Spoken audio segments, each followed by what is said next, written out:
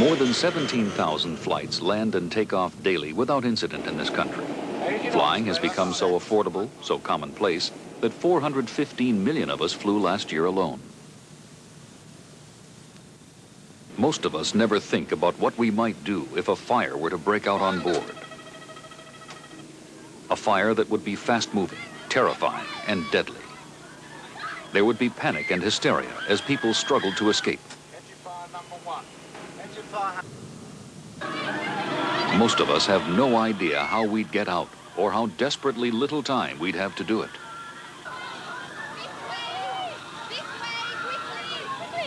In this simulated fire, the volunteers had only a realistic 90 seconds to escape. Those who took longer were considered dead. Accidents in aircraft are very rare. When they do happen, more than 80% are survivable accidents, when the impact itself isn't severe enough to kill people.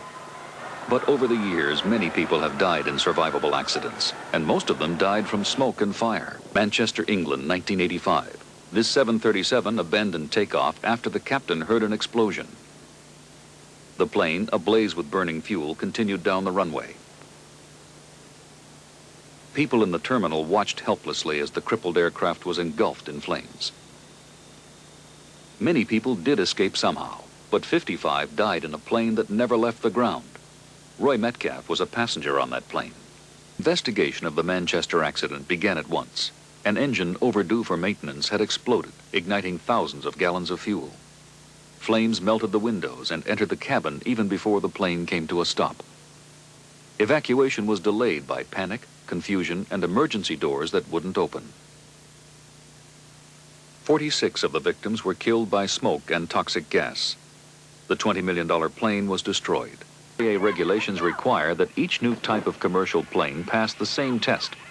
With a full load of untrained passengers, using emergency lighting and only half the exits, the plane must be empty in 90 seconds. This footage shows the test evacuation of Boeing 757. The FAA permits some generous interpretations of its test criteria. These passengers were relatively young, and many wore sneakers and tracksuits. The flight attendants were given extra training. With the highly unusual assistance of the pilot and co-pilot, the plane was evacuated in 90 seconds, and the FAA certified the 757 safe to fly. These tests signify little in terms of real-life emergency situations. So what does the 90 seconds mean? The 90 seconds is a relatively arbitrary time limit that is set so as to make it difficult to achieve the desired result. The desired result being two things: safe evacuation rapidly, and comparison from airplane to airplane as designs vary, and they do vary markedly, over the years. We use the 90 seconds as a database. It is not a criterion that is set based on survival time. But the 90-second standard originally was based in part on how long a burning plane remains survivable. Beginning in the 1950s, government investigators deliberately crashed 74 large planes in low-impact accidents to measure conditions inside a fuselage that was burning but still intact. What about visibility? Toxicity? What sorts of fumes and temperatures would be found? Could humans tolerate these conditions, and for how long?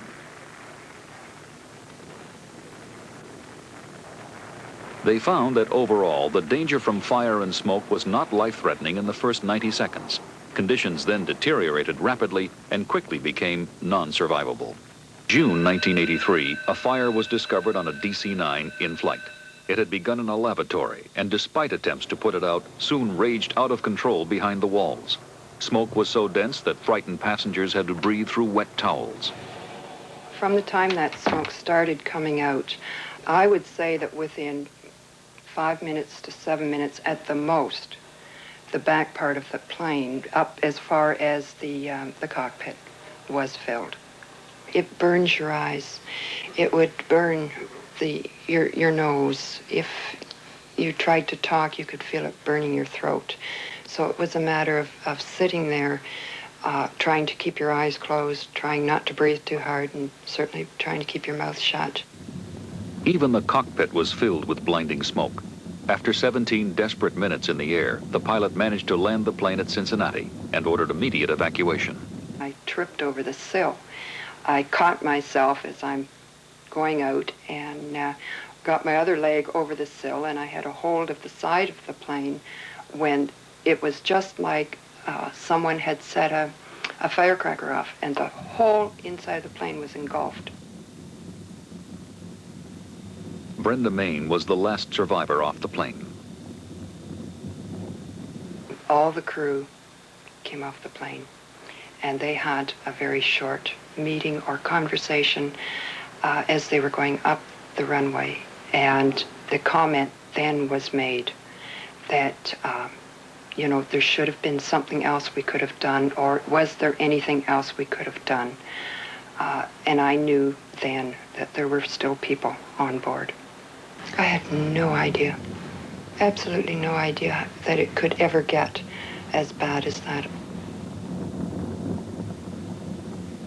23 of the 46 people on the plane died. None of their deaths were caused by the flames. All were caused by smoke and toxic fumes. In real time. Gus Sarkos. The right-hand side of the airplane, a fire is penetrating through an opening. It is a post-crash fuel fire.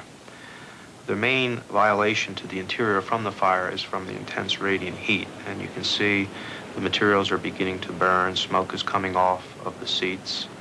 Some of the seats across from the aisle are also beginning to decompose. It's very interesting that the combustion products have a tendency to accumulate up at the ceiling. This is what is called by some fire modelers and scientists the two-zone effect, where the combustion products are mainly concentrated in the ceiling level, and in the lower zone, the environment is pretty near being clear air. At 53 seconds, the burning materials have released intolerable levels of poisonous fumes and gases. Temperatures range from 90 degrees near the floor to more than 2,200 degrees near the ceiling. The fuselage has become a gas chamber. A real fire would be much worse. There would be hysterical people scrambling to get out, carry-on luggage burning and blocking the aisles, and a great rushing and churning of air as emergency doors are opened. With time, the fire intensifies, but remains by and large localized in the immediate area of the original insult. 90 seconds. Surprisingly, there is still enough oxygen left to breathe, but it is saturated with dangerously superheated gases. Any people still struggling to escape would just barely be able to see below the smoke. However, later on, a phenomenon which is called flashover occurs. A very rapid and uncontrolled fire growth.